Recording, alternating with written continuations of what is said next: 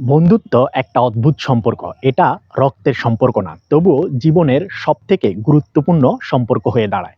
বন্ধু মানে এমন একজন যাকে তুমি না বললেও সে তোমার ভেতরের কষ্ট বুঝে ফেলে। বন্ধু মানে রাত ২টার ফোনেও বিরক্ত না হয়ে বরং বলবে, "তুই ঠিক আছিস তো?" জীবনে প্রতিটা সময় বদলায়, স্কুল বদলায়, কলেজ বদলায়, শহর বদলায়, মানুষও বদলায়। কিন্তু একটা ভালো বন্ধু বদলায় না। সে হয়তো সময়ের অভাবে যোগাযোগ রাখতে পারে না, কিন্তু প্রয়োজন হলে ঠিকই এসে বলে, "চিন্তা করিস না, আমি আছি তো।" বন্ধু মানে শুধু একসাথে খাওয়া-দাওয়া, ঘোরাফেরা না।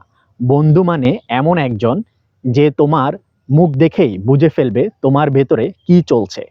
বন্ধু মানেই এমন একজন যে তোমার জীবনের সেরা মুহূর্তেও পাশে থাকবে, আবার খারাপ মুহূর্তেও পাশে থাকবে। সবাই যখন তোমার পেছনে কথা বলবে, একমাত্র বন্ধুই তোমাকে সাহস যোগাবে আর বলবে, "আমি আছি তো।" এই বন্ধুত্বটাই হলো জীবনের সবথেকে বড় আশীর্বাদ। সবার জীবনে হয়তো এমন একটা বন্ধু আছে। আবার কেউ হয়তো হারিয়ে ফেলেছে তাকে।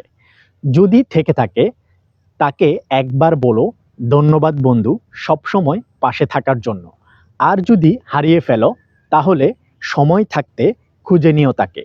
কারণ বন্ধুত্ব একটা মহব্বতের বন্ধন, যা সবার সাথে হয় না।